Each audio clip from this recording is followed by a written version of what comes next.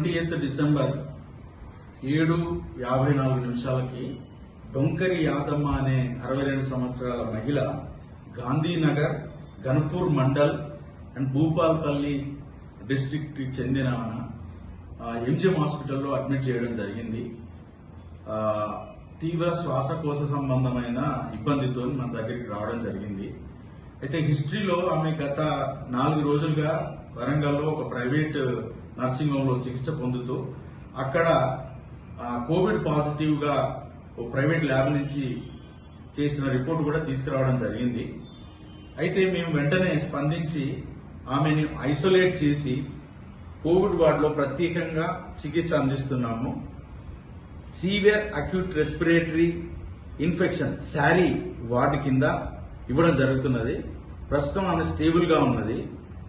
Oxygen మీద 6 litres oxygen మీద 95% saturation తో ఉంది. ఆమెకి సిటీ స్కాన్ కూడా అయింది. సిటీ స్కాన్ నార్మలే ఉంది. ఎక్స్రేలో చిన్న ప్లూరల్ ఎఫ్యూజన్ అని ఉంది. సో అంటే టిపికల్ ప్యాటర్న్ ఆఫ్ COVID-19 లాగా లేదు సిటీ స్కాన్ లో. సో అయినప్పటికీ ఆమెను సస్పెక్ట్ కేసులుగా చూసి అడ్మిట్ చేసుకుని ట్రీట్మెంట్ చేయడం జరుగుతున్నది. ఆమెకి RT-PCR శాంపుల్ కూడా ఈ రోజు పంపించడం జరిగింది కాకతీయ మెడికల్ కాలేజ్ లో viral research diagnostic lab BRDL lab కి. సో రేపు మనకు మధ్యాహ్నం వరకు ఆ రిపోర్ట్ రావడానికి ఆస్కారం ఉంది.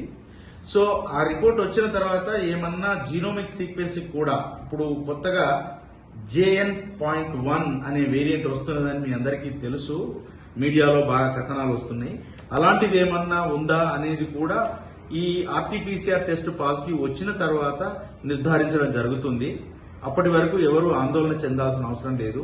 ఈ పర్టికులర్ యాదమ్మ కేసులో ఈమెకి ట్రావెల్ హిస్టరీ కానీ ఇంకా వేరే ఏం లేదు కాబట్టి ఆ వేరియంట్ అని ఎంజిఎం హాస్పిటల్లో మేము భావించటం లేదు. సో ఇప్పటి వరకు కూడా అన్ని తగు జాగ్రత్తలు తీసుకుంటూ ఇన్ఫ్లుయెన్జా లైక్ ఇల్నెస్ అంటే ఎవరికి జలుబు చేసినా కూడా ర్యాపిడ్ యాంటీజెన్ టెస్టులు చేయడం జరుగుతున్నది. ఈ రోజు కూడా ఒక ఓపీ నుంచి వచ్చిన ఇన్ఫ్లుయెన్జా లైక్ ఇల్నెస్ కి ఒక ర్యాట్ టెస్ట్ చేయడం జరిగితే అది నెగిటివ్ రావడం జరిగింది. ఇన్ పేషెంట్లలో కూడా ఒక 6గురికి శాంపుల్ తీసి ఈ యాదమ్మతో సహా 6గురికి శాంపుల్ తీసేసి కాకతీయ మెడికల్ కాలేజ్ RT-PCR కోసం పంపించడం జరిగింది. అవన్నీ అండర్ ప్రాసెస్ లో ఉన్నాయి.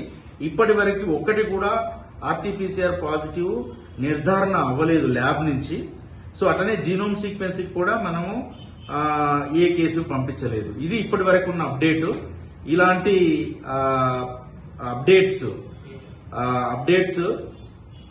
వెంటనే ఇవ్వగలము. సో కాబట్టి దీనిలో అందరూ అపోహ చెంది భయభ్రాంతులకు గురి కావద్దని ప్రజలను కోరుకుంటున్నాను. ఇది మామూలు జలుబు వచ్చే సీజన్. సో కాబట్టి ఎవరికి జలుబు వచ్చినా ఆయాసం వచ్చినా కోవిడ్ అని అనుకోకండి.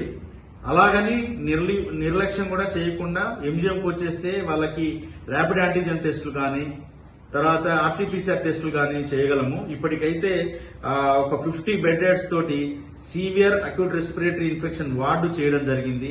ఎప్పుడైతే మనకు RT-PCR పాజిటివ్ వస్తుందో అప్పటి నుంచి కోవిడ్ వార్డు కూడా ఏర్పాటు చేయడం జరుగుతుంది. మనం ఇదివరకు 1000 పేషెంట్లకు ఎట్ ఏ టైం కూడా మనం కోవిడ్ ని సమర్థవంతంగా ఎదుర్కోవడం జరిగింది. 1200 ఆక్సిజన్ పడకలు ఉన్నాయి.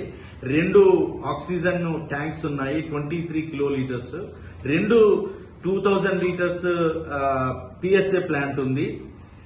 70 వెంటిలేటర్స్ అందుబాటులో ఉన్నాయి.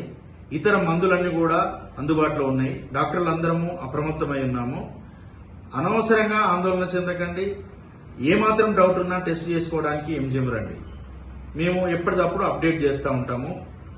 పత్రికా వాళ్ళతోనూ మీడియా వాళ్ళతోని సమన్వయపరుచుకుంటూ వివరాలు తెలియజేస్తూ ఉంటాం. ధన్యవాదాలు.